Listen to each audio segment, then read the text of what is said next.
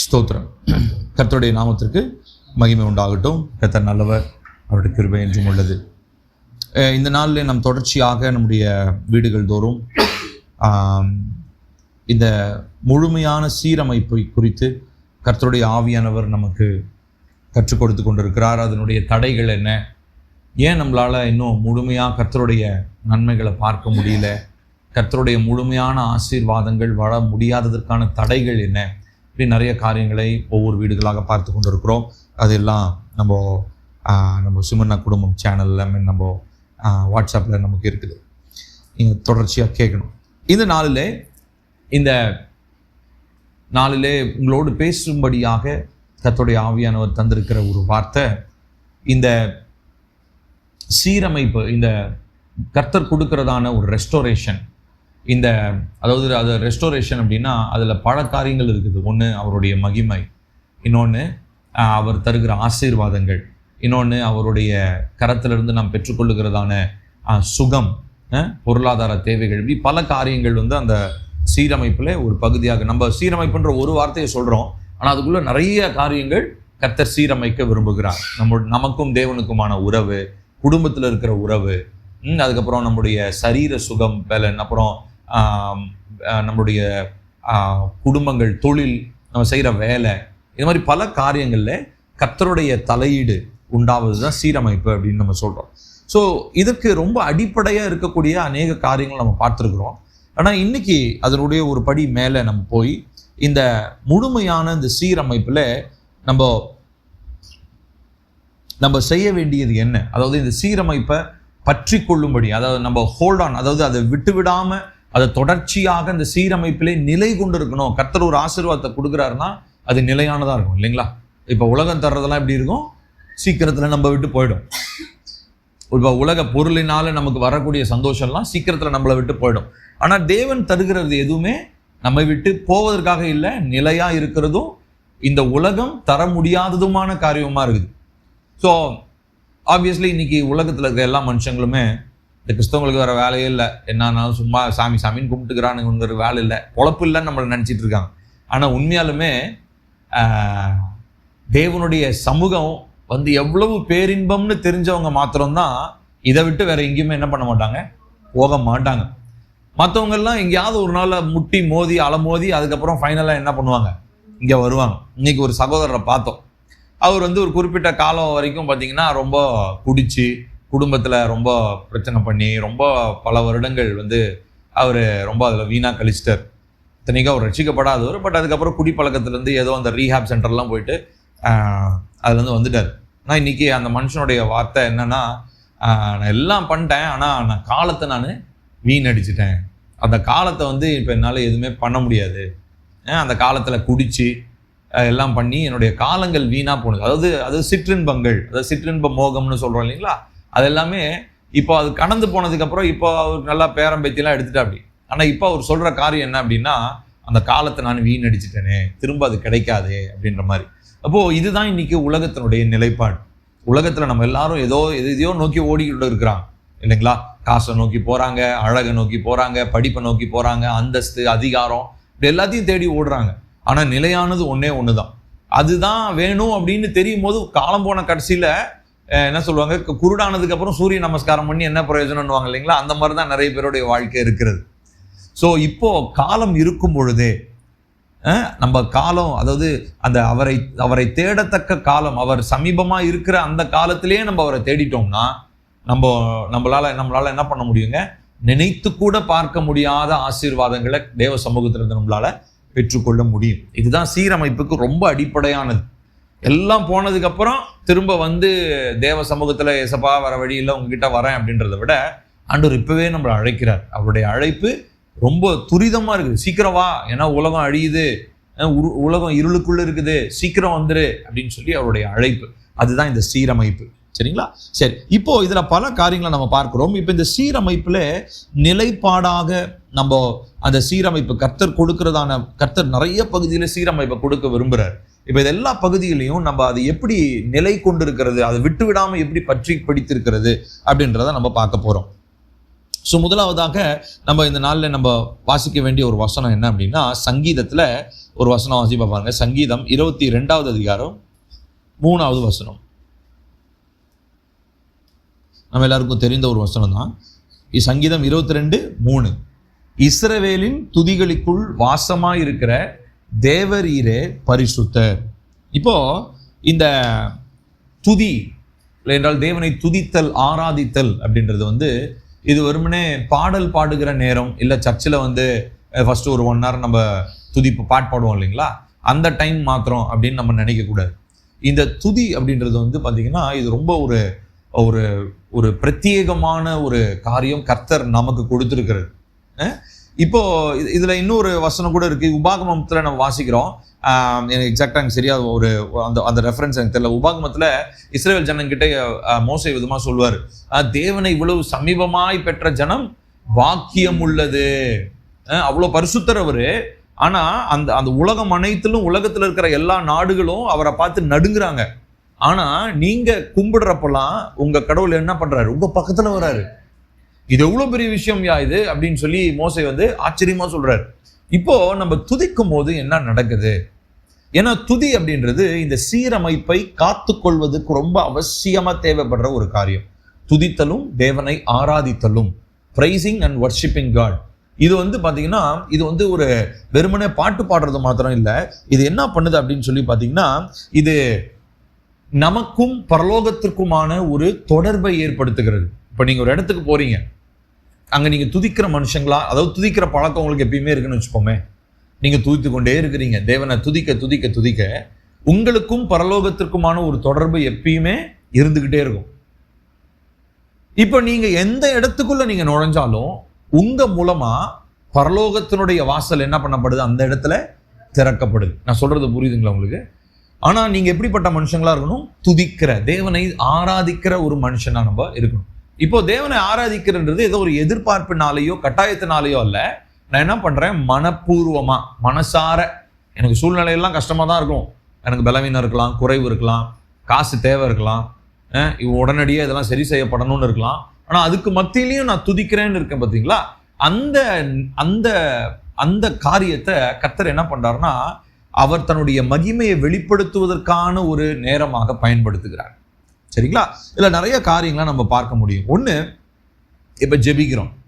இப்போ ஜெபிக்கும், இப்ப எதுக்காக ஜெபிக்கிறோம்? நம்மளுடைய காரியங்கள்ல கர்த்தாவே நீங்க குறுக்கிட்டு நீங்க தலையிட்டு அற்புதம் செய்யுங்க. இப்ப அக்காவுடைய பாப்பாவுக்கு உடம்பு சரியாம இருந்தது, அன்னைக்கு நீங்க என்ன பண்ணீங்க, ஃபோன் பண்ணி ஜெபம் பண்ண சொன்னீங்க.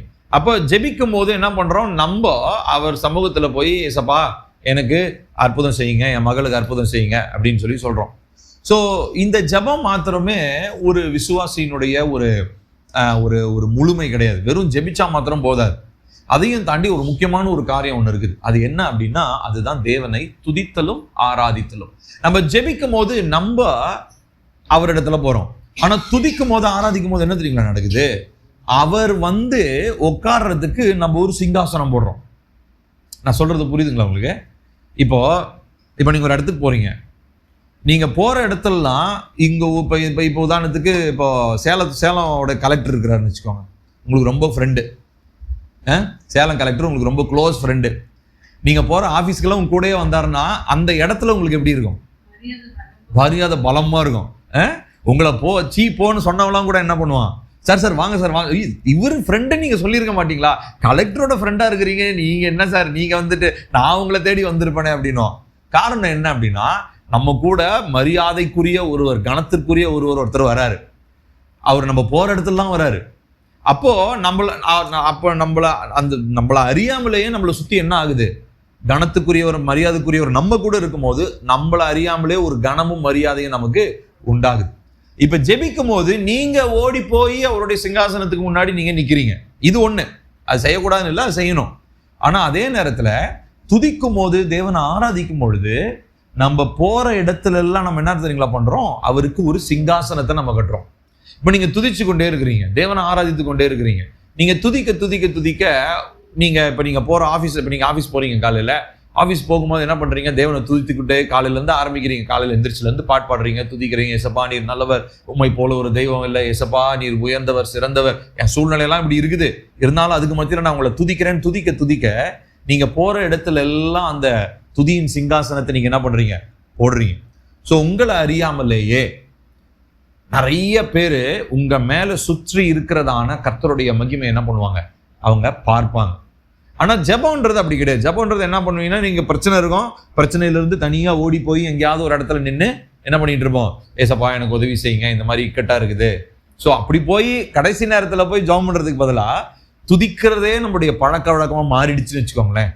துதிக்கிறதுலும் ஆராதித்தலும் நம்முடைய அப்படியே வாழ்க்கை முறையாவே மாறிடுச்சுன்னா, நம்ம போற இடத்தெல்லாம் நம்ம கூட யார் வருவா? அவருடைய சிங்காசனம் நம்ம கூடயே வரும். தேவதூதர்கள் அந்த சேர் தூக்கிட்டே வருவாங்க. ஏன்னா நம்ம கூடயே ஏசப்பா வராரு. அவர் என்ன பண்ற, நம்ம போற இடத்துல ஐயா வாங்க உட்காருங்க அப்படின்னு சேரை போடுறாங்க. நம்ம இருக்கிற இடத்துல அவர் நம்மோடு கூட அமருகிறார். சோ துதிக்கிற இடத்துல அவர் என்ன பண்றாருன்னா, அவர் வாசம் பண்ணுகிறார். அதனால இந்த வசனத்துல வச்சோம், இஸ்ரவேலின் துதிகளுக்குள் வாசமாயிருக்கிற தேவரீரே நீர் பரிசுத்த. சரி, இப்போ இது மாத்திரம் இல்ல, இப்போ இந்த துதிக்கும் பொழுது என்ன நடக்குது அப்படின்னு சொல்லி பாத்தீங்கன்னா, இந்த மறுசீரமைப்பு, இப்ப நான் சொன்னேன் இல்லைங்களா, மறுசீரமைப்பு பல பகுதிகளில் நடக்குது நம்ம வாழ்க்கையில. இந்த மறுசீரமைப்புக்கு ஒரு அட்மாஸ்பியர், ஒரு சூழலை ஏற்படுத்துகிறதா இருக்கிறது. துதிக்க ஆராதிக்க ஆரம்பிக்கும் பொழுது, அதாவது அது ஒரு பழக்கமா மாறணும். நான் சொன்ன மாதிரி வெறும் ஞாயிற்றுக்கிழமை மாத்திரம் இல்லை, எல்லா நேரமும் நமக்கு, அதாவது நம்மளுடைய மைண்டு வந்து வேலையில கவனம் செலுத்தாத மற்ற எல்லா நேரமும் என்ன பண்ணணும்? துதித்தலும் ஆராதித்தலும் மாத்திரம் தான் ஓடிக்கிட்டே இருக்கணும். சம்டைம்ஸ் வந்து பாத்தீங்கன்னா ஆவியில நிரப்பப்பட்டிருக்கும் பொழுது மைண்டு வேற எந்த வேலையை செஞ்சுட்டு இருந்தாலும் ஆவியானவர் என்ன பண்றாரு? உள்ள இருந்து அந்த காரியத்தை வாக்கு கடங்காத பெருமூச்சுகளோடு அவர் என்ன பண்ணிட்டு இருக்கிறாரு? நமக்காக அவர் ஜெபித்து கொண்டே இருக்கிறார். ஸோ அப்போ இந்த துதிக்கும் போது ஆராதிக்கும் பொழுது என்ன நடக்குதுன்னா, இந்த சூழல், நம்மை சுற்றி இருக்கிற சூழல் மாற்றப்படுகிறது. எதற்காக மாற்றப்படுகிறதுனா, அவருடைய மகிமை வந்து தங்குகிற இடமாக நம்முடைய குடும்பம், அவருடைய மகிமை வந்து தங்குகிற இடமாக நம்முடைய வேலை ஸ்தலம், அவருடைய மகிமை வந்து தங்குகிற இடமாக நம்முடைய வீடு என்ன பண்ணப்படுதுன்னா மாற்றப்படுகிறது. பாருங்க, 2 நாளாகமத்துல ஒரு வசனத்தை நம்ம வாசிக்கிறோம். இங்க ஒரு ராஜா ஒருத்தர் இருக்கிறார். 2 நாளாகமம் 20வது அதிகாரம் 22வது வசனம். இங்க யோசபாத் அப்படின்னு சொல்லி ஒரு ராஜா இருக்கிறார். இவர் என்ன பண்றாருன்னா, யூதாவினுடைய ராஜா. இவர் என்ன பண்றாருன்னா, எதிரிகள் வந்து இவங்களை எதிர்த்து வராங்க. எதிரிகள் வந்து எதிர்த்து வராங்க. எதிரிகள் எதிர்த்து வந்தா என்ன பண்ணணும்? இவரு இங்க இருந்து போர் வீரர்கள் அனுப்பி கத்தி கப்படாலாம் தூக்கிட்டு போங்கடா, போய் சண்டைக்கு போங்கடா அப்படின்னு சொல்லணும். ஆனா இந்த ராஜா என்ன பண்றாருன்னு பாருங்க, 22வது வசனம். அவர்கள் சேர்ந்து வசிக்கலாமா? 2 நாளாகவும் 20-22. அவர்கள் பாடி துதி செய்ய தொடங்கின போது யூதாவுக்கு விரோதமாய் வந்து பதிவிருந்த அம்மோன் புத்திரரையும் தேசத்தாரையும் ஒருவருக்கு விரோதமாய் ஒருவரை கர்த்தர் எழும்ப பண்ணினதினால் அவர்கள் வெட்டுண்டு விழுந்தார்கள். பாருங்க என்ன நடக்குதுங்களா? பாடி துதிக்கிறாங்களாம், சண்டை போடல, இவங்க ஜஸ்ட் பாடுறாங்க. இவங்க பாடின உடனேயே யூதாவுக்கு விரோதமா வந்த எல்லா கூட்டம், அம்மோன் புத்திரர், மோவாபியர், சேயீர் மலை தேசத்தார் எல்லாம் என்ன பண்றாங்களா? ஒருவருக்கு ஒருவர் கர்த்தர் எழும்ப பண்ணி அவர்களே ஒருத்தருக்கு ஒருத்தர் ஒரு 4 பேர் சேர்ந்து ஒருத்தனுக்கு விரோதமா வராங்கங்க. இந்த ஒருத்தர் என்ன பண்றாரு? எந்த இதுவும் பண்ணல, இவர் தேவனை நோக்கி பாடி துதிக்கிறாங்க. ஒன்னு அவனுக்கு 4 பேர் அவனுங்களுக்குள்ளேயே ஏதோ குழப்பம் வந்து என்ன பண்ணிட்டானுங்க, வெட்டிக்கிட்டு அவனுங்களே செத்து போறாங்க. ஸோ துதிக்கும் பொழுது இதுதான் நடக்குது. இதை நம்ம எப்படி சொல்லலாம் அப்படின்னா, இதை ப்ரொஃபட்டிக் பிரைஸ்ன்னு சொல்லலாம். தீர்க்க தரிசனமா, அதாவது தீர்க்க தரிசனமா என்னன்னா, வரும் காரியங்களை நமக்கு தெரியாது. இப்போ வரும் காரணம் நமக்கு தெரியாது, வரும் காலங்கள் என்ன, அடுத்து என்ன நடக்க போகுதுன்னு நமக்கு தெரியாது. ஆனா துதிக்கும் பொழுது நமக்கு ஒரு விஷயம் நல்லா தெரியும், கர்த்தர் ஜெயம் எடுப்பார், சத்துருக்கள் தோற்று போவார்கள், சிதறடிக்கப்படுவாங்க. நான் சொல்றது புரியுதுங்களா உங்களுக்கு? ஸோ அப்போ இந்த சீரமைப்பை காத்து கொள்றதுல ரொம்ப முக்கியமான பார்ட் எது, எந்த காரியம் பங்கு வகிக்குதுன்னா, துதிப்பதும் தேவனை ஆராதிப்பதும். மனசார நம்ம அதை செய்யணும். நிறைய நேரம் வந்து வெறுமனே சர்ச்சில் வந்து நம்ம ஒர்ஷிப் பண்ற டைம் மாத்திரம் தான் ஒர்ஷிப் டைம் நம்ம லிமிட் பண்ணிக்கிறோம். இல்லை, நம்மளுடைய வாழ்க்கை முறையே அதுவா மாறணும். தேவனை துதித்து கொண்டே இருக்கணும். ஏசப்பா நீர் நல்லவர், உம்மை போல ஒரு தெய்வம் இல்லை, ஏசப்பா உம்மை போல சிறந்தவர் ஒருவரும் இல்லை அப்படின்னு சொல்லி நம்ம துதிக்க துதிக்க துதிக்க அந்த இடத்துல கர்த்தர் அற்புதங்களை செய்கிறவராக அவர் இருக்கிறார். இப்போ தேவனுடைய துதி இருக்கிற இடத்துல என்ன நடக்குது அப்படின்னு சொல்லி பார்த்தீங்கன்னா, கர்த்தருடைய பிரசன்னம் வாசம் பண்ணுகிறதாக இருக்கிறது. இந்த இந்த ஆசரிப்பு கூடாரம் அப்படின்ற அந்த உடன்படிக்கை பெட்டி இருக்கிற அந்த இடத்துல வந்து பார்த்தீங்கன்னா, கர்த்தரை துதிக்கிற துதி சத்தங்கள் எப்பொழுதுமே உண்டாகிட்டே இருக்குமா. இப்போ இன்னொரு இடத்துல கூட நம்ம வாசிக்கிறோம், இந்த ஓபேதேதோம் அப்படின்றவருடைய வீட்டில் அந்த உடன்படிக்கை பெட்டி இருந்துச்சு. அங்கேருந்து இவங்க ஊருக்குள்ளே எடுத்துகிட்டு வராங்க. அப்போ தாவீது என்ன பண்ணுறாருன்னா, உடன்படிக்கை பெட்டிக்கு முன்னாடி பயங்கரமாக அவர் என்ன பண்ணுறாரு, அவர் ஆடி பாடி தேவனை துதிக்கிறார். இப்போ நம்ம ஆட்டம்னா இப்போ நம்ம ஊரில் ஆடுற மாதிரி இந்த ஆட்டம்லாம் கிடையாது. அவங்களுடைய ஆட்டமே ரொம்ப டிஃப்ரெண்ட்டாக இருக்கும், ரொம்ப அழகாக இருக்கும் அவங்க ஆடினது. நம்ம ஆட்கள்லாம் ஆட்டம்ன்ற பேரில் இஷ்டத்துக்கு சினிமாவில் ஆடுற மாதிரி ஆடிட்டு இருக்கிறாங்க. ஸோ அந்த ஆட்டம் பாட்டம் கிடையாது. இவங்க வந்து கர்த்தரை மகிமைப்படுத்தும்படி, கர்த்தரை அவர்கள் மனசார கர்த்தரை அவர்கள் துதிக்கும்படி இவ்விதமாக தேவ சமூகத்திலே அவங்க துதி பாடி அவர்கள் தேவனை ஆராதித்தார்கள் என்று சொல்லி நாம் பார்க்கிறோம். அப்போ இவ்விதமா நம்ம துதிக்க என்ன நடக்குது அப்படின்னு சொல்லி பார்த்தீங்கன்னா, கர்த்தருடைய மகிமை வந்து வெளிப்படுகிறதான வாசல்களை நாம் திறக்க ஆரம்பிக்கிறோம். இத நம்ம பார்க்கிறதான இந்த ஆவி மண்டலத்துல வந்து பாத்தீங்கன்னா, இப்ப இந்த உலக மண்டலத்துல இருந்து ஆவி மண்டலத்துக்கு நிறைய வாசல்கள் இருக்கிறது, நிறைய போர்ட்டல்ஸ் நம்ம அதை சொல்றோம்.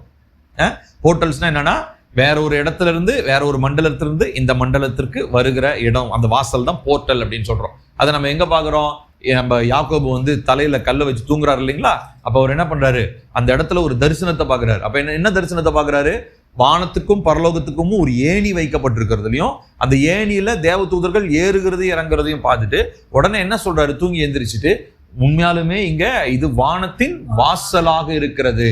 அப்போ தேவன் வந்து அது நம்ம கண்ணுக்கு தெரியறது இல்லை, நம்ம மாம்ச கண்ணுக்கு தெரியறது இல்லை. ஆனா ஆவியின் கண்களிலே நீங்க என்ன பண்ண முடியும்னா, ஆவிக்குரிய பரலோகத்தினுடைய நிறைய, அதாவது பரலோகத்திற்கும் பூமிக்குமான நிறைய அந்த போர்ட்டல்ஸ், அந்த அந்த அந்த வாசல்கள், நுழைவு வாயில்கள் நிறைய இருக்கிறது. இப்போ இந்த மாதிரி துதிக்க ஆராதிக்க ஆரம்பிக்கும் பொழுது தேவனுடைய நேரடி தலையீடு உண்டாவதற்கான வாசல்கள் என்ன பண்ணப்படுதுங்க, திறக்கப்படுகிறது. இதை நம்ம ஒரு நாளும் நம்ம மறந்து விடக்கூடாது. பாருங்க, சங்கீதம் 100வது அதிகாரம், சங்கீதம் 100 4வது வசனம். சங்கீதம் 100:4. அவர் வாசல்களில் துதியோடும் அவர் பிரகாரங்களில் புகழ்ச்சியோடும் பிரவேசித்து அவரை துதித்து அவருடைய நாமத்தை ஸ்தோத்தரியுங்கள். அவருடைய வாசல்களில் துதி, அதாவது உள்ள வரும்போதே துதிக்கணுமா. அவருடைய பிரகாரம்னா உள்ள நுழைஞ்சு வரும்போது புகழ்ச்சியோடு அவரை, அதாவது புகழ்ந்து உள்ள நுழைஞ்சு அவரை துதித்து அவருடைய நாமத்தை ஸ்தோத்தரியுங்கள் அப்படின்னு சொல்லி சொல்றார். ஸோ அப்போ அந்த துதி அப்படின்றது ஒரு வாசல். அவருடைய வாசல்களில் துதியோடு அப்படின்னா அது லிட்டரலா வெறுமனே இந்த மாதிரி ஒரு வாசக்கதவு மாதிரி இல்லை, அதுவும் இருக்குது, அது வந்து பழைய ஏற்பாட்டில் இருக்குது. ஆனால் புதிய ஏற்பாட்டில் நீங்க அதை எப்படி நம்ம புரிந்துக்கிறோம்னா, துதி என்பது ஒரு வாசல். என்ன வாசல், கர்த்தருடைய மகிமை உள்ளே நுழைவதற்கான ஒரு வாசல். சரிங்களா? ஸோ இப்படியாக நாம் இந்த கர்த்தருடைய மகிமையை இந்த சீரமைப்பின் காலங்களிலே நாம் நிலைப்படுத்துகிற மனிதர்களாக நாம் இருக்க வேண்டும்.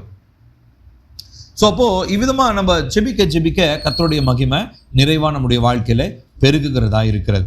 இப்போ தேவனை துதிக்க ஆரம்பிக்கும் போது 5 முக்கியமான காரியங்கள் நடக்கிறத நம்ம பார்க்கிறோம். அது ஒவ்வொன்றும் நான் சொல்ல போறேன். தேவனை துதித்து ஆராதிக்கும் பொழுது இந்த சீரமைப்பை நம்ம தக்க வச்சு கொள்றோம். ரொம்ப முக்கியமா 5 முக்கியமான காரியங்கள் நடக்குது. முதலாவது என்ன ஆகுதுன்னா, சங்கிலிகள் உடைகிறது. சங்கிலிகள் உடைகிறது. அப்போஸ்தலர் 16வது அதிகாரத்தில் நம்ம வாசிக்கிறோம். அந்த சம்பவத்தை மாதிரி நான் சொல்றேன். பவுலும் சீலாவும் என்ன பண்றாங்க, வந்து ஜெயிலில் போட்டு அடைச்சிடறாங்க. எதுக்காக அடைக்கிறாங்க அவரை, ஏசப்பாவை பத்தி அவங்க பேசுறாங்க. ஏசப்பை பத்தி பேசி சுவிசேஷத்தை சொன்னதுனால பிடிச்சி அவங்கள அடிச்சு கையை காலெல்லாம் உடச்சி அவங்கள என்ன பண்றாங்க, ஜெயிலில் போட்டுறாங்க. ஆனா அதுக்கு மத்தியிலையும் அவங்க என்ன பண்றாங்க, தேவனை அவங்க துதிக்கிறாங்க. நைட்டு நேரம் நம்மளாம் அந்த மாதிரிலாம் அடி வாங்கி வந்தோம்னா மயக்கம் போட்டு கடந்திருப்போம். ஆனா அவங்களுக்கு என்ன பண்றாங்க, அவங்க வந்து பாத்தீங்கன்னா நைட்ல உட்காந்து துதிக்கிறாங்க. அங்க இருக்கிற அந்த ஜெயில் வார்டன்லாம் லூசுங்கன்னு யோசிச்சிருப்பான், மென்டல் பசங்க பண்ணுங்க. இதுக்காக தான் அடி வாங்கி ஜெயில உட்காந்து கிடக்குறானுங்க. இங்கேயும் என்ன பண்றது இல்ல, வாயை வச்சுக்கிட்டு சும்மாவே இருக்க மாட்டேன்றானுங்க. இவனுங்க என்ன பண்றானுங்க, இயேசுவே நீர் நல்லவர், இயேசுவே உம்மை போல ஒரு தெய்வம் இல்லைன்னு ஜெயிலில் உட்காந்து என்ன பண்ணிட்டு இருக்கிறானுங்களாம், கையெல்லாம் சங்கிலி, கையில விலங்கு கட்டி இருக்குது, அதில் உட்காந்து அவனுங்க பாட்டு பாடிட்டு இருக்கிறாங்க. ஸோ அவனுங்க பாடுகிற நேரத்தில் என்ன நடக்குதுங்க, அந்த சிறைச்சாலை கதவுகள் அசைகிறது, கர்த்தர் அங்கே கர்த்தருடைய மகிமை வெளிப்படுது, சங்கிலிகள் எல்லாம் என்ன ஆகுதுங்க, கலன்று போகிறது. ஸோ இந்த மாதிரி ஒரு அதாவது இப்போ நம்ம நல்லா இருக்கிற டைம்ல தேவனை துதிக்கிறது ரொம்ப ஈஸி இல்லையா? ஆனா இந்த மாதிரி சங்கிலிகள்ல கட்டப்பட்டிருக்கும் பொழுது தேவனை துதிக்கிறது ரொம்ப ரொம்ப கஷ்டம். அது எடுத்தோடனே திடீர்னு வராது. அதுக்கு என்ன பண்ணணும்? நம்ம பழகணும். சின்ன சின்ன சோர்வுகள் வரும்போதிலிருந்து நம்ம தேவனை துதிக்க ஆரம்பிச்சிட்டோம்னா பெரிய பிரச்சனைகள் வந்தா கூட, சங்கிலிகள் மாதிரி பெரிய பிரச்சனைகள் வந்தாலும் தேவனை துதிப்பது நமக்கு எளிமையானது. தேவனை ஆராதிப்பது நமக்கு ஒரு ஒரு ஒரு எளிமையான ஒரு காரியமாக, பழக்கமாக அது மாறிவிடும். சரிங்களா? ஸோ முதல் காரியம் சங்கிலிகள் உடைகிறது. அடுத்ததான் என்ன நடக்குது அப்படின்னு சொல்லி பார்த்தீங்கன்னா, சத்துருக்கள் சிதறடிக்கப்படுகிறார்கள். சங்கீதம் 68வது அதிகாரத்தில் நம்ம வாசிக்கிறோம்.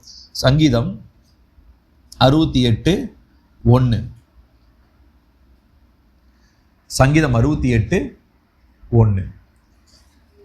தேவன் எழுந்தருளுவார், அவருடைய சத்துருக்கள் சிதறுண்டு, அவரை பகைக்கிறவர்கள் அவருக்கு முன்பாக ஓடி போவார்கள். திரும்ப வாசிக்கலாம். சங்கீதம் 68:1. தேவன் எழுந்தருளுவார், அவருடைய சத்துருக்கள் சிதறுண்டு, அவரை பகைக்கிறவர்கள் அவருக்கு முன்பாக ஓடி போவார்கள்.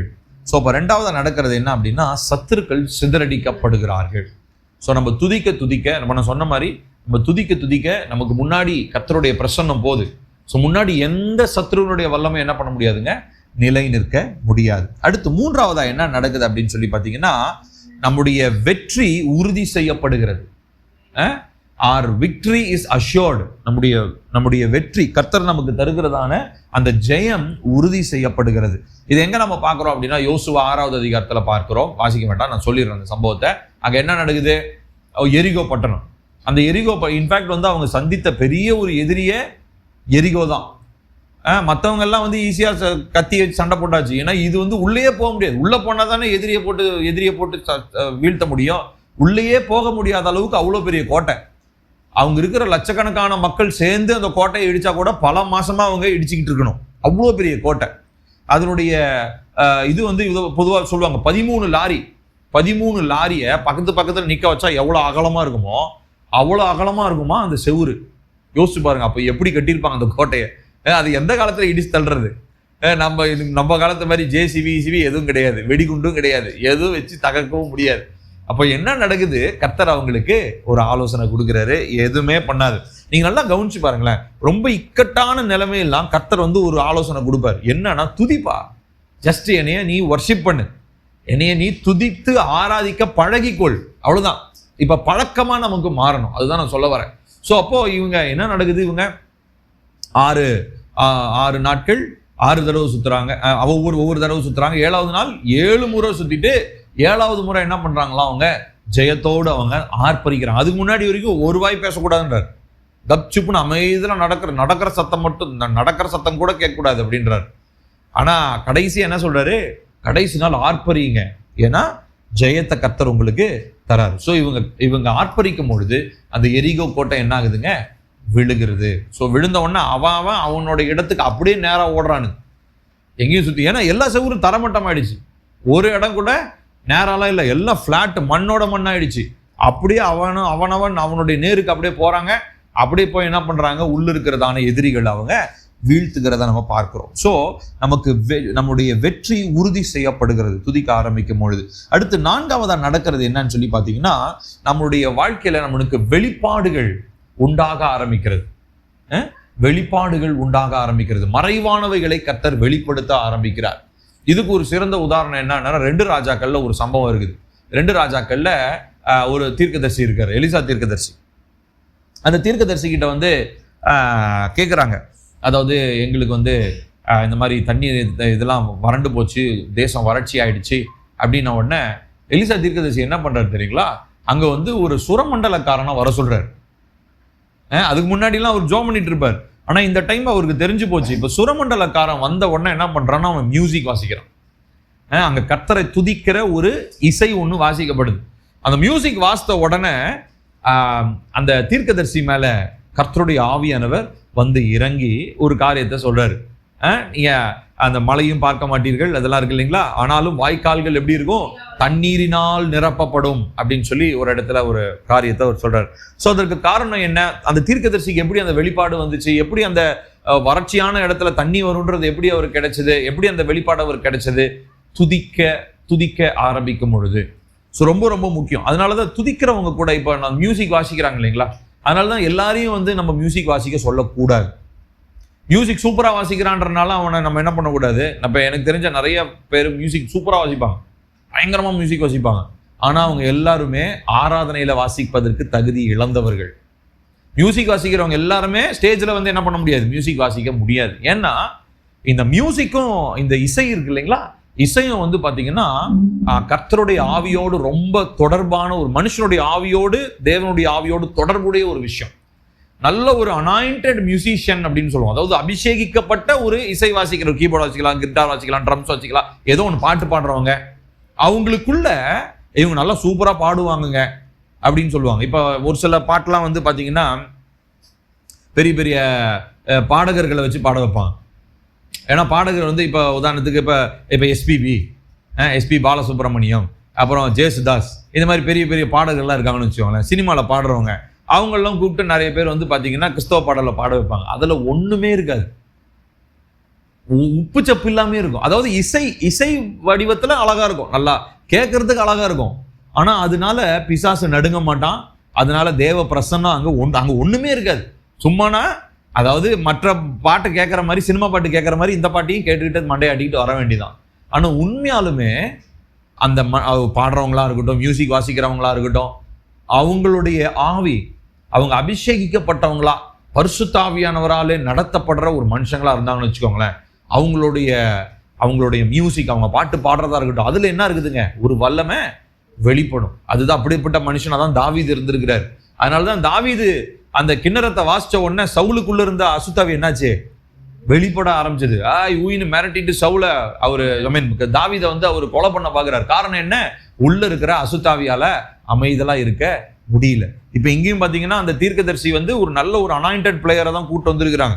அவர் வந்து வாசிச்ச உடனே அங்க வெளிப்பாடு, மறைந்திருக்கிற வரப்போகிற காரியங்களை குறித்து கர்த்தர் தீர்க்க தரிசனமாக தீர்க்கதரிசி வாயில அந்த காரியங்களை வெளிப்படுத்துகிறார். சோ அப்ப துதிக்கிற இடங்களிலே வெளிப்பாடுகள் உண்டாகிறது. 4வது. 5வது நாம் பார்க்கிறோம், கர்த்தருடைய சுகமும் விடுதலையும் தாராளமாக புறப்பட்டு வருகிற இடமாக இருக்கிறது. கர்த்தருடைய சுகமும் விடுதலையும் தாராளமாக, அதாவது அது வந்து அப்படியே ஒரு ஆறு மாதிரி, காட்டாறு மாதிரி, அதை அடைக்கவே முடியாது, அப்படியே ஃப்ளோ ஆகிக்கிட்டே இருக்கும். அதனால தான் நான் போன வாரம் கூட சொன்னேன் இல்லைங்களா, ஆராதனை நேரங்களில் வந்து நம்ம என்ன பண்ணக்கூடாது, நிறைய நேரம் நம்ம வந்து அதை லிமிட் பண்ணிடுறோம் இல்லைங்களா, டைம் ஆயிடுது அப்படின்னு சொல்லிட்டு நம்ம லிமிட் பண்றதுனால நம்மளால நிறைய நேரம் நம்மளால என்ன பண்ண முடியறதில்ல, ஆராதிக்க முடியறதில்ல. ஸோ எந்த இடத்துல ஆராதனை நிறைய தேவனை துதிக்கிறதும் ஆராதிக்கிறதும் அதிகமா பெருகுதோ அந்த இடத்துல கர்த்தருடைய அற்புதங்களும் விடுதலையும் அடையாளங்களும் அதிகமா என்ன ஆகுங்க, செயல்பட ஆரம்பிக்கும். ஸோ நம்ம எப்பயுமே வந்து ஒரு கால கட்டுப்பாட்டுக்குள்ள தேவனுடைய பிரசன்னத்தை ஒரு நாள் நம்ம கொண்டு வர கூடாது. அவருடைய நடத்திப்புக்கு நம்ம என்ன பண்ணிடணும், விட்டு கொடுத்துரும். நீங்க எவ்வளவு நேரம் ஆவியானவரே நீங்க நடத்துறீங்களோ அவ்வளவு நேரம் நீங்க எங்களை நடத்துங்க அப்படின்னு சொல்லி அந்த அளவுக்கு நம்ம விட்டு கொடுக்கிற ஒரு மனநிலைக்கு நம்ம வரணும். ஸோ 5 காரியங்களை சொல்லியிருக்கேன். முதலாவது சங்கிலிகள், கட்டுகள் உடைகிறது. அடுத்து 2வதாக சத்துருக்கள் சிதறடிக்கப்படுறாங்க. அடுத்து 3வதாக வெற்றி உறுதி செய்யப்படுகிறது. 4வதாக வெளிப்பாடுகள் வெளிப்படுகிறது. 5வதாக சுகமும் விடுதலையும் தாராளமாக, அதாவது நிறைவாக அது புறப்பட்டு வருகிறதாக இருக்கிறது. ஸோ இவ்விதமான ஒரு ஆராதனை வாழ்க்கை முறை, இப்போ நான் சொன்னது இந்த துதியும் ஆராதனையும், இதை நம்ம பழக்கி கொள்வது எப்படி அப்படின்னு சொல்லி பார்த்தீங்கன்னா, முதலாவது நம்ம ஒரு விஷயத்தை நம்ம புரிஞ்சுக்கணும். இதெல்லாம் வந்து நீங்க அதாவது இதெல்லாம் வந்து மைண்ட் செட் மாதிரியே மாத்திக்கணும். என்ன அப்படின்னா, முதலாவது நம்ம துதித்தலும் ஆராதித்தலும் நம்முடைய உணர்வுகளை பொறுத்தது அல்ல.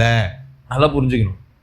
இப்ப உணர்வுகளை பொறுத்ததுன்னா எப்படி இருக்கும், அப்பதான் சொன்ன மாதிரி நல்லா இருக்கும்போது என்ன பண்ணுவோம், ஏசு சாமி மாதிரி ஒரு சாமி இருக்கிறாரா அப்படின்னுவோம்.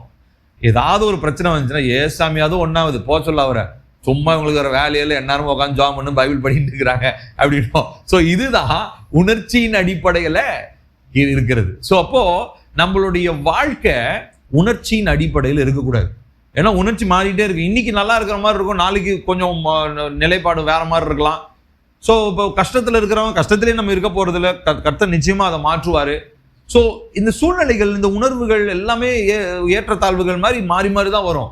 ஆனா துதித்தலும் ஆராதித்தலும் உணர்ச்சியின் அடிப்படையில இருக்கக்கூடாது. அது வந்து நம்முடைய வாழ்க்கை முறையா மாறணும் இல்லைங்களா. வாழ்க்கை முறைனா என்ன அர்த்தம், தினசரி நம்ம செய்யற பழக்க வழக்கம். இப்ப யார் மேலேயாவது கோபமா இருக்கிறீங்கன்னு சொல்லிட்டு என்னைக்காவது ஒரு நாள் நீங்க சாப்பிடாம ஆபீஸுக்கு போவீங்களா? அப்படியே கோச்சிக்கிட்டு சாப்பிடாம போனாலும் எங்கேயாவது போய் என்ன பண்ணுவோம், கடையில பசிக்குதுப்பா அப்படின்னு வாங்கி சாப்பிட்றோம்.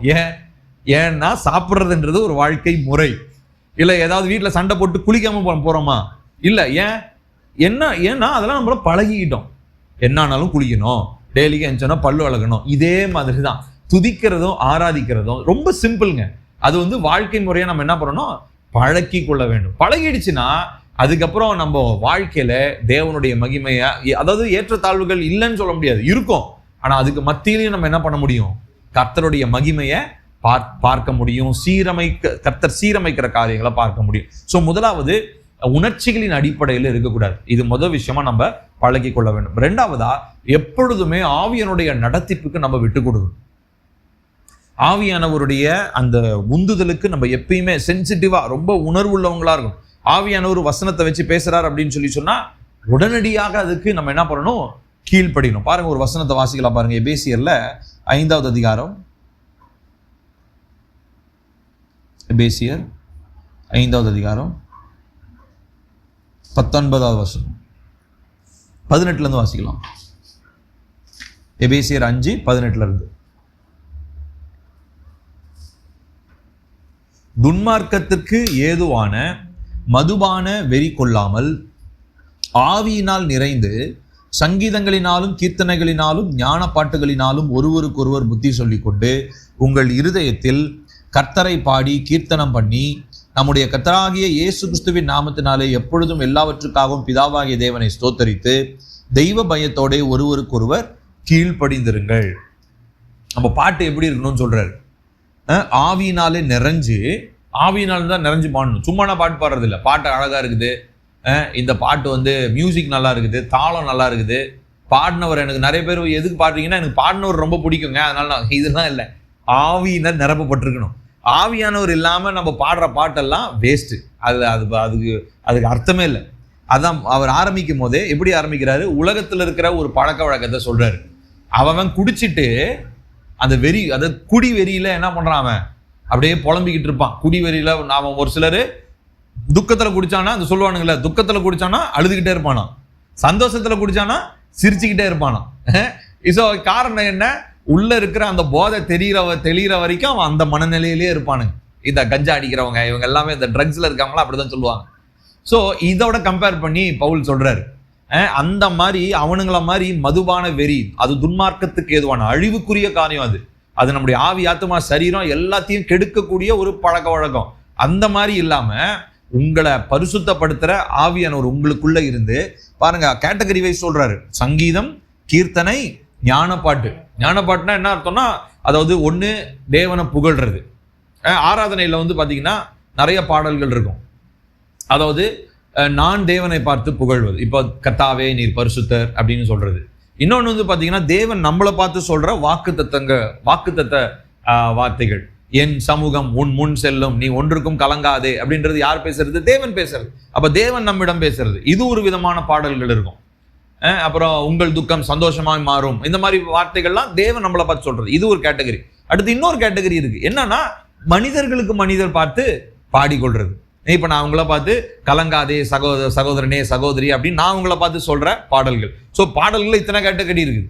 ஒண்ணு நம்ம தேவனை பார்த்து பாடுறது, இன்னொன்னு தேவன் நம்மளை பார்த்து சொல்ற வாக்குறுதி, இன்னொன்னு நம்ம ஒருவருக்கொருவர் புத்தி சொல்லும்படி பாடுகிற பாடல்கள். இவ்வளவு கேட்டகரி இருக்கு பாடல்களுக்குள்ள.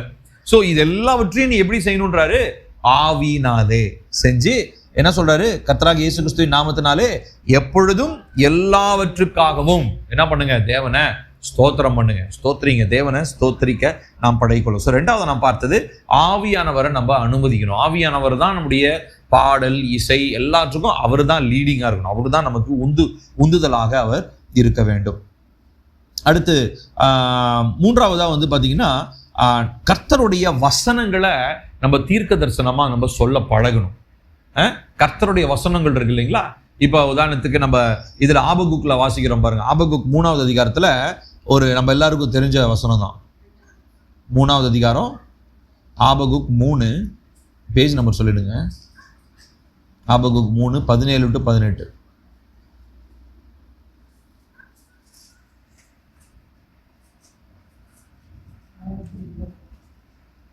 1081, 85, 86.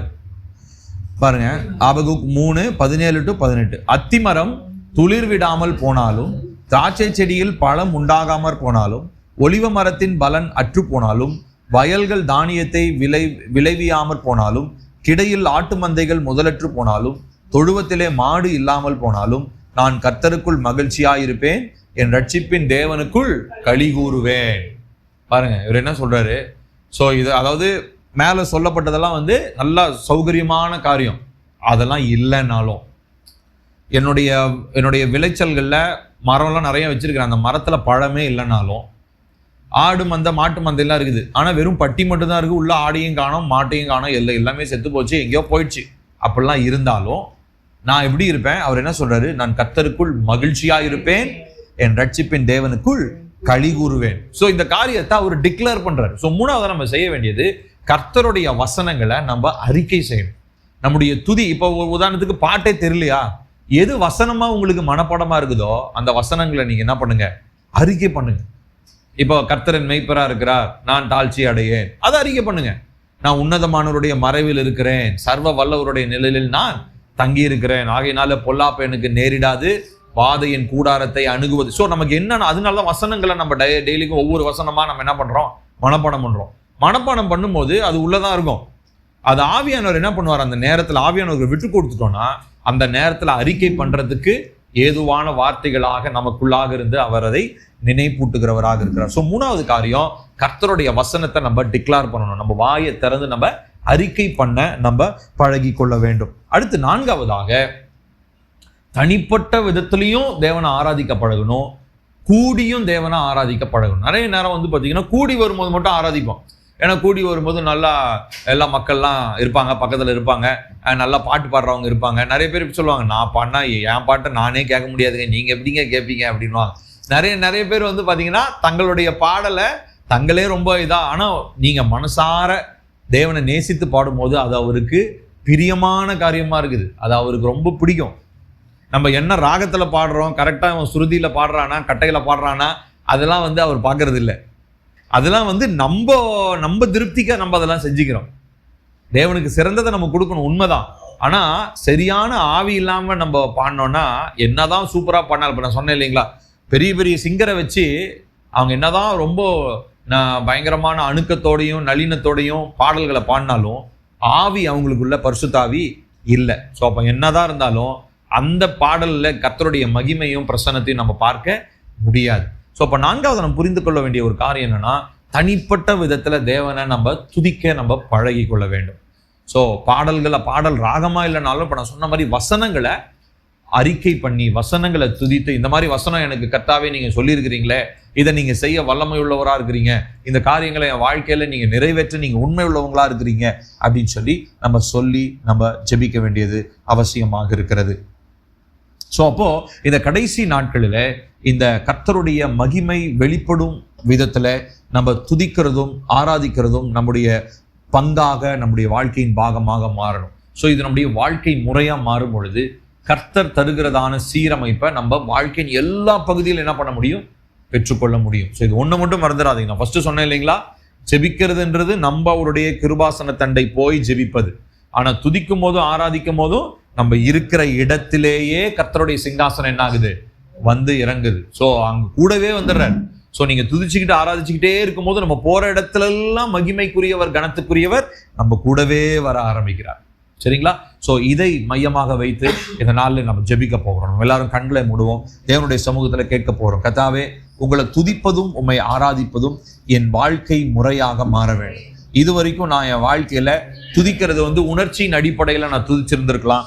உணர்ச்சியின் அடிப்படையில நல்லா இருக்கும் போது மனசு நல்லா இருந்துச்சுன்னா துதிப்பேன், இல்லை எல்லாம் எனக்கு சாதகமா இருந்தா நான் உங்களை துதிப்பேன், நான் உங்களை ஸ்தோத்தரிப்பேன், உங்களை ஆராதிப்பேன் அப்படின்றது மாதிரி நான் எல்லா சூழ்நிலையிலையும் கர்த்தரை நான் துதிக்க ஆரம்பிப்பேன் அப்படின்றது ஒரு பழக்க வழக்கமாக மாற வேண்டும். அதனால அது ஒரு காரியமாக ஒரு தீர்மானமாக இதனால நம் தேவனுடைய சமூகத்துல நம்ம தீர்மானிக்க போகிறோம். சங்கீதத்துல நம்ம வாசிச்ச மாதிரி இஸ்ரவேலின் துதிகளுக்குள் வாசம் பண்ணுகிற கர்த்தர் ஒருவரே, அவர் பரிசுத்தர் அப்படின்னு சொல்லி நம்ம வாசிக்கிறோம். அப்போ நம்முடைய துதிகளில் அவர் வாசம் பண்ணுகிறார். அப்போ இந்த நாள்ல நம்ம ஜெபிக்க போகிறோம். கர்த்தாவே, நான் உம்முடைய துதியை சொல்லவும், அப்பா உம்மை நான் ஆராதிக்கவும், அப்பா நீங்க எங்களை தெரிந்து கொண்டீங்க. கர்த்தருடைய வார்த்தை சொல்லுது, இந்த ஜனத்தை எனக்கென்று ஏற்படுத்தினேன், இவர்கள் என் துதியை சொல்லி வருவார்கள் அப்படின்னு சொல்லி. சோ கர்த்தர் நம்மளை அதற்காக அழைச்சிருக்கிறார், அதற்காக தான் நம்மளை அபிஷேகிச்சிருக்கிறார், அதற்காக தான் பிள்ளைகளாக தெரிந்து கொண்டிருக்கிறார். அப்ப நம்ம துதிக்க நம்ம ஆரம்பிக்கணும். சோ இந்த நாள்ல முதல்ல நான் கேட்க போறோம், கர்த்தாவே எங்களை துதிக்கிறதுக்காக தான் நீங்க எங்களை தெரிந்து கொண்டீங்க, துதிக்கிறதுக்காக தான் எங்களை அழைச்சிங்க. ஆகையினால இந்த நாட்களிலே நான் உங்களுடைய சமூகத்துல உங்களை துதிக்க என்ன நான் முழுசுமா நான் அர்ப்பணிக்கிறேன். சூழ்நிலைகளை பொறுத்தோ சூழ்நிலைகளுடைய பொறுத்தோ என்னுடைய துதி இருக்க போறது இல்லை. என்னை சுற்றி சாதகமா காரியங்கள் இருக்கிற நேரத்துல என்னுடைய துதி இருக்க போறதில்லை. எல்லா சூழ்நிலையிலும் நான் உங்களை துதிக்க போகிறேன் அப்பா. அதை ஒரு தீர்மானமாக இந்த நாளில் நான் எடுக்கிறேன் அப்பா. அப்பா நான் உம்மை துதிக்கும் போது உம்முடைய பிரசன்னம் நிறைவாய் என் மத்தியிலே உண்டாகிறது. அதற்காக உமக்கு நான் நன்றி என்று சொல்லுகிறேன் அப்பா. அடுத்ததாக நம்ம சொல்லி ஜெபிக்க போகிறோம். கர்த்தாவே அப்பா, இந்த துதி என்பது ஒரு வாசல் என்பதை நாங்கள் பார்த்தோம். இந்த சங்கீதம் 104 நம்ம வாசிச்சோம், அவருடைய வாசல்களிலே துதியோடு என்று சொல்லி. சோ இது ஆவி மண்டலத்துல இந்த துதி என்பது கர்த்தருடைய மகிமை நுழைவதற்கான ஒரு வாசலாக இது இருக்கிறது. ஆகையினால இப்ப நம்ம சொல்லி ஜெபிக்க போகிறோம். கர்த்தாவே நான் போகிற எல்லா இடங்களிலும் கர்த்தரை இடைவிடாமல் ஓயாமல் துதித்துக் கொண்டே இருக்க கர்த்தாவே, அது நிமித்தம் கர்த்தாவே எனக்காக பரலோகத்தின் வாசல் எப்பொழுதும் திறக்கப்பட்டிருக்கும் என்று சொல்லி நான் அறிந்திருக்கிறேனே. அதன்படி நான் இந்த நாளில என் வாழ்க்கையில, என் குடும்பத்துல, என் தொழிலில, என்னுடைய ஊழியத்துல, பிள்ளைகளுடைய வாழ்க்கை மற்றும் காரியங்கள் எல்லாவற்றிலும் நான் துதியை நான் அதிகரிக்கும் பொழுது அங்கே பரலோகத்திற்கும் பூமிக்குமான ஒரு வாசல் திறக்கப்படுகிறது என்பதை நான் இந்த நாளிலே அறிந்து கொண்டேன். இந்த நாளிலே கர்த்தருடைய சமூகத்திற்குள் நுழைவதற்கான ஒரு தைரியம் அப்பா எனக்கு அந்த வாசல் திறக்கப்படும் பொழுது எனக்கு உண்டாகிறது. அதன்படி நான் உம்முடைய வாசல்களுக்குள்ளாக துதியோடு நான் நுழைய கர்த்தர் எனக்கு உதவி செய்யுங்கப்பா. இந்த நாளிலே கர்த்தாவே நான் துதிக்கும் பொழுது எனக்காக கர்த்தர் சத்துருக்களை சிதறடிக்கிறீரே, அதற்காக உமக்கு ஸ்தோத்திரம். நம்ம வாசிச்சோம் இல்லைங்களா, அந்த யோசபாத் அவர் துதிக்க ஆரம்பிக்கும் பொழுது அந்த துதி கூட்டத்தை முன்னாடி அவர் அனுப்புறாரு. பொதுவாக எல்லாரும் சண்டை போடுறதுக்கு தான் முன்னாடி கூட்டத்தை அனுப்புவாங்க, பெரிய பெரிய பலசாலிங்களை பட்டயத்தை தூக்கி அனுப்புவாங்க. ஆனா இவர் என்ன பண்றாருன்னா முன்னாடி துதிக்கிற கூட்டத்தை இவர் அனுப்புறாரு. துதிக்கும் பொழுது என்ன நடக்குதுன்னா சத்துருக்கள் தங்களுக்குள்ளாக அவர்கள் வெட்டுண்டு அவர்கள் மடிந்து போகிறார்கள். ஆகையினால இப்ப நம்ம சொல்லி ஜெபிக்க போகிறோம். கர்த்தாவே நான் உம்மை துதிக்கும் பொழுதும் உம்மை ஆராதிக்கும் பொழுதும் கர்த்தாவே இந்த சத்துருக்கள் எல்லாம் வெட்டுண்டு அழிவார்களே, சத்துருக்கள் எல்லாம் வெட்டுண்டு அழிவார்களே. இந்த நாளிலே கர்த்தாவே உம்முடைய மகிமை நிறைவாயினுடைய வாழ்க்கையில வெளிப்படும்படியாக சத்துருக்கள் எல்லாம் சிதறடிக்கப்பட்டு சத்துருக்கள் எல்லாம் ஒருவருக்கொருவர் வெட்டுண்டு மடிந்து போகும்படி நான் உம்மை துதிக்கும் பொழுது இவ்விதமாக தேவ மகிமையினுடைய வாழ்க்கையில வெளிப்படுவதாக என்று சொல்லி நான் ஜெபிக்கிறேன் அப்பா. கர்த்தர் நல்லவர், அவர் கிருபை என்றும் உள்ளது என்று சொல்லி ஓயாமல் ஜனங்கள் துதிக்க துதிக்க கர்த்தருடைய மகிமை வெளிப்பட்டதே. அதன்படி எங்களுடைய வாழ்க்கையில கர்த்தருடைய மகிமை வெளிப்படுவதாக என்று சொல்லி நாங்கள் ஜெபிக்கிறோம் அப்பா. கர்த்தாவே இந்த நாளிலே நாங்கள் ஜெபிக்க ஜெபிக்க துதிக்க துதிக்க எங்களுக்குள்ளாக இருக்கிறதான எல்லா பாரங்களும் மாறட்டும் ஆண்டவரே. நாங்கள் உம்மை துதிக்க முடியாதபடி எங்களை பாரப்படுத்துகிற எல்லா காரியங்கள், எங்களை பாரப்படுத்துகிற எல்லா விதமான சூழ்நிலைகள், எங்களை பாரப்படுத்துகிறதான எல்லா கவலைகள், எங்களை பாரப்படுத்துகிற எல்லா நுகங்கள், எல்லா விதமான அரண்கள் இயேசுவின் நாமத்தினால் எங்களை விட்டு வெளியேறட்டும். உம்முடைய பிள்ளைகளாகிய நாங்கள் விடுதலையோடு உம்மை ஆராதிக்க முடியாதபடி எங்களை சுற்றி கட்டப்பட்டிருக்கிற எல்லா அரண்கள், சிந்தையில கட்டப்பட்டிருக்கிற அரண்கள், எங்களுடைய வாழ்க்கையில இருக்கிறதான எல்லா விதமான சத்துருவின் திட்டங்களும் அழிக்கப்படுவதாக உம்முடைய பிள்ளைகளாகிய நாங்கள் முழு இருதயத்தோடு முழு பலத்தோடு அப்பா உம்மை முழு மனதாய் நாங்கள் ஆராதிக்க கர்த்தர் எங்களுக்கு உதவி செய்வீராக என்று சொல்லி நாங்கள் ஜெபிக்கிறோம்ப்பா. கர்த்தாவே உம்மை ஆராதிக்கும் பொழுது அப்பா உம்முடைய மகிமையின் முழுமை எங்களுக்கு உண்டாகிறதா இருக்கிறது அப்பா. அந்த முழுமையை நாங்க பார்க்கணும் ஆண்டவரே, அதற்கு எங்களுக்கு உதவி செய்யுங்கப்பா. சொல்லலாமா கர்த்தாவே, நாங்க உங்களை துதிக்கும் பொழுது ஆராதிக்கும் பொழுது கர்த்தருடைய மகிமையின் முழுமை உண்டாகுகிறது. அந்த முழுமை எங்களுடைய வாழ்க்கையில வெளிப்படுவதாக. Let the fullness of God's glory come into our lives. எங்க வாழ்க்கைக்குள்ள வரட்டும் ஆண்டவரே, உம்முடைய மகிமை முழுமையாய் வரட்டும். துதிக்க துதிக்க துதிக்க கர்த்தருடைய மகிமையின் முழுமையை நாங்கள் பார்க்கிறோம். அதற்காக நன்றி. நாங்கள் அதிகமாக எங்க வாழ்க்கையில கர்த்தருடைய மகிமையை முழுமையாய் பார்க்க கர்த்தாவே நீர் எங்களுக்கு உதவி செய்வீராக என்று சொல்லி நாங்கள் ஜெபிக்கிறோம்ப்பா. கர்த்தாவே அப்பா, நீர் நாங்கள் உம்மை துதிக்க துதிக்க நீர் எங்களுக்கு கேடகமும் பலனுமாய் மாறுகிறீரே அப்பா. நீர் எங்களுக்காக கர்த்தாவே அப்பா எங்களுக்கும் எகிப்தியருக்கும் இடையே கர்த்தாவே அந்த ஒரு பெரிய அக்கினி ஸ்தம்பத்தை நீர் எங்களுக்கு ஏற்படுத்தி அவர்கள் எங்களை அணுக முடியாதபடிக்கு கர்த்தாவே நீர் ஒரு பெரிய மதில் சுவராய் நீர் எங்களுக்கு வைத்திருக்கிறீரே. நாங்கள் துதிக்கும் பொழுது, ஸ்தோத்தரிக்கும் பொழுது எங்களுக்கும் சத்துருக்கும் இடையே ஒரு மதில் சுவரை ஏற்படுத்தி சத்துருவானவன் எங்களை தொட முடியாதபடிக்கு ஒரு பெரிய பாதுகாப்பை நீர் எங்களுக்கு ஏற்படுத்துகிறீரே. அதற்காக உமக்கு ஸ்தோத்திரம், ஸ்தோத்திரம், ஸ்தோத்திரம், ஸ்தோத்திரம், ஸ்தோத்திரம் அப்பா. கர்த்தாவே, கர்த்தாவே, நாங்கள் இவ்விதமாய் உம்மை துதிக்க, உம்மை ஆராதிக்கும் பொழுது சத்துருக்குள்ளாக குழப்பம் ஏற்படுவதாக சொல்லலாமா? கர்த்தாவே, நாங்கள் துதிக்க ஆராதிக்க ஆரம்பிக்கும் பொழுது எங்களுக்கு எதிராக இருக்கிறதான சத்துருவினுடைய கூட்டத்திற்குள்ளாக குழப்பம் ஏற்படுவதாக. அப்பா, நாங்கள் உம்மை துதிக்க ஆராதிக்கும் பொழுது எங்களுக்கு எதிராக இருக்கிறதான கூட்டத்தாருக்குள்ளேயே அப்பா அவர்களுக்குள்ளேயே குழப்பமோ கலக்கமும் இயேசுவின் நாமத்தினாலே உண்டாவதாக. இப்படிப்பட்ட வல்லமையோ, இப்படிப்பட்டதான வல்லமை அந்த துதி ஆராதனையில் இருக்கிறது. இப்படிப்பட்டதான வல்லமை அந்த ஆராதனை நேரத்தில் வெளிப்படுகிறது. ஆகையினாலே நாங்கள் துதிக்க துதிக்க துதிக்க உம்மை ஆராதிக்க சூழ்நிலைகளை பொருட்படுத்தாமல், உணர்ச்சிகளை எல்லாம், உணர்வுகளை எல்லாம் பொருட்படுத்தாமல் உம்மை ஆராதிக்கும் பொழுது கர்த்தாவே, நீர் எதிரினுடைய பாளையத்திலே ஒரு குழப்பத்தை ஏற்படுத்துகிறீரப்பா. அதற்காக உமக்கு நாங்கள் நன்றி சொல்லுகிறோம், நன்றி சொல்லுகிறோம், நன்றி சொல்லுகிறோம் கர்த்தாவே. இந்த நாளிலே கர்த்தாவே, எங்கள் மேலே அந்த அந்த அந்த துதியின் அபிஷேகத்தை கர்த்தர் வைங்கப்பா. அது ஒரு எண்ணெயை போல எங்கள் மேல ஊற்றப்படட்டும் ஆண்டவரே. எங்கள் மேல ஒரு எண்ணெயை போல ஊற்றப்படட்டும் அப்பா. அது அப்பா உம்முடைய அந்த அந்த அபிஷேக எண்ணெய் போல அப்பா ஆரோனுடைய சிரசின் மேல் ஊற்றப்பட்டதும் அவனுடைய தாடியில் வழிந்தோடுகிறதுமான அப்படிப்பட்டதான ஒரு அபிஷேக எண்ணெயை கர்த்தர் எங்க மேல ஊற்றுக. எங்க மேல அந்த அபிஷேக எண்ணெய் ஊற்றப்படும் பொழுது எங்கள் வாயிலிருந்து துதி சத்தமோ, ஸ்தோத்திர சத்தமோ, தேவனை ஆராதிக்கிற சத்தமோ எங்களுடைய வாயிலிருந்து வருவதாக. எங்கள் வாயிலிருந்து வருவது எல்லாம் துதியும் ஆராதனையுமாக இருக்கட்டும் ஆண்டவரே. கர்த்தாவே, இந்த நாளிலே அப்பா எங்களுடைய உதடுகளின் கனியாகிய ஸ்தோத்திர பலிகளை எப்பொழுதும் உமக்கு நாங்கள் தொடர்ச்சியாக செலுத்த எங்களுக்கு உதவி செய்யுங்க. எங்க வாயிலிருந்து அவிசுவாச வார்த்தைகளோ, எங்கள் வாயிலிருந்து முடியாது என்கிற வார்த்தைகளோ, பயப்படுகிற வார்த்தைகளோ, அப்பா குழப்பத்தை ஏற்படுத்துகிற வார்த்தைகளோ அல்ல. எங்கள் வாயிலிருந்து வருகிறது எல்லாம் தேவனை மகிமைப்படுத்துகிற துதியின் வார்த்தைகளாக, துதியின் சத்தங்களாக இருக்க வேண்டும் என்று சொல்லி நாங்கள் ஜெபிக்கிறோம் அப்பா. கர்த்தாவே, இந்த நாளிலே கர்த்தாவே நாங்கள் ஜெபிக்கும் பொழுது எல்லா சிறைச்சாலை கதவுகளோ, எல்லா சங்கிலிகளும் உடைகிறதற்காக உமக்கு ஸ்தோத்திரம். எங்க வாழ்க்கையில இதுவரைக்கும் எங்களை கட்டி வச்சிருந்ததான எல்லா சங்கிலிகளும் துதிக்கும் பொழுது உடைக்கப்படுகிறதே. இதுவரைக்கும் நாங்க எந்த சிறைச்சாலைக்குள்ள எங்களை அறியாமலே நிறைய பேரு அப்பா எங்க குடும்பத்தார், எங்கள் குடும்பத்திலே ஆண்டவரே நாங்களோ எங்கள் குடும்பத்தாரோ நிறைய சிறைச்சாலைகளுக்குள்ள அடைப்பட்டிருக்கிறோம். நிறைய பழக்க வழக்கங்களுக்குள்ளாக அடிமைப்பட்டிருக்கிறோம். அது எல்லாவற்றிலும் இருந்து விடுதலை தருகிறது துதி சத்தம், ஸ்தோத்திர சத்தம். தேவனை ஆராதிக்கும் பொழுது அப்பா சிறைச்சாலை கதவுகள் அசைக்கப்படுகிறது. அப்பா தேவனை ஆராதிக்கும் பொழுது அப்பா சங்கிலிகள் உடைகிறதே. ஆகையினால எங்க வாழ்க்கையில இதுவரை இருந்ததான எல்லா சங்கிலி கட்டுகளும் தேவனை நாங்கள் துதிக்க ஆராதிக்கும் பொழுது அவை எல்லாம் வெட்டப்பட்டு கீழே விடுவதாக. இதுவரை எங்களை அடைத்து வைத்திருந்ததான சிறை கதவுகள் தேவனை நாங்கள் ஆராதிக்கும் பொழுது அவை எல்லாம் இயேசுவின் நாமத்தினால திறக்கப்படுவதாக என்று சொல்லி நான் ஜெபிக்கிறேன் அப்பா. கர்த்தாவே, நாங்கள் உம்மை ஆராதிக்கும் பொழுது, துதிக்கும் பொழுது தேவனுடைய ராஜரீகம் எங்கள் மேல உண்டாகட்டும் அப்பா. கர்த்தருடைய ஆளுமை எங்கள் மேல உண்டாகட்டும். கர்த்தர் நாங்க போற இடத்துல எல்லாம் அந்த சிங்காசனத்துல நீர் அமர்ந்திருக்கிறீரப்பா. நாங்க போற இடத்துல எல்லாம் துதிக்க துதிக்க எங்களுடைய வாழ்க்கை முறை அப்பா அப்பா அந்த ஆராதனை முறையாக மாறும் பொழுது கர்த்தருடைய ஆளுமை அந்த இடத்துல உண்டாகிறது. நாங்க எந்த இடத்திற்குள்ளாக போனாலும் அந்த இடத்துல கர்த்தருடைய ஆளுமை உண்டாகிறதா இருக்கிறது. அப்படிப்பட்ட ஒரு துதியை கர்த்தர் நீர் எங்கள் வாயிலே வைப்பீராக.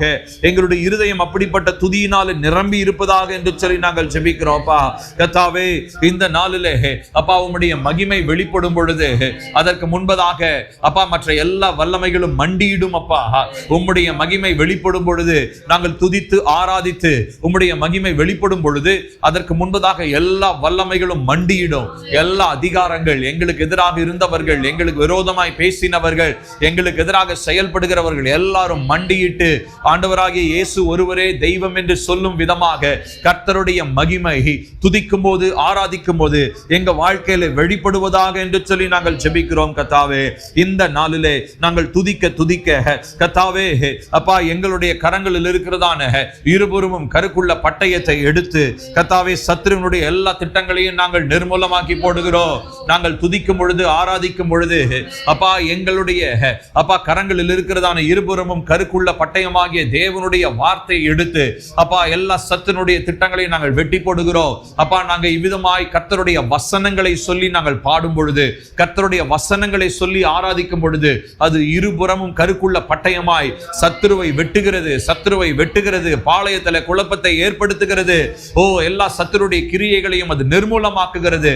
அப்படிப்பட்டதான கர்த்தருடைய வார்த்தையாக இருபுறமும் கருக்குள்ள பட்டயத்தை நாங்கள் ஆராதனையிலே பயன்படுத்த, துதி ஆராதனையிலே பயன்படுத்த கர்த்தர் எங்களுக்கு கற்றுத் தருவீராக என்று சொல்லி நாங்கள் ஜெபிக்கிறோம். அப்பா நாங்கள் துதிக்கும் பொழுது, ஆராதிக்கும் பொழுது எல்லா மலைகளும் மெழுகு போல உருகும் என்று சொல்லி நாங்கள் அறிந்திருக்கிறோம். இப்பொழுது நாங்கள் துதிக்க, ஆராதிக்க கர்த்தர் எங்களுக்கு ஒரு பழக்க வழக்கத்தை ஏற்படுத்தி தாங்க. அந்த நல்ல அந்த வாழ்க்கை முறையா மாறட்டும் ஆண்டவரே, அதே ஒரு பழக்கமா மாறட்டும் அப்பா.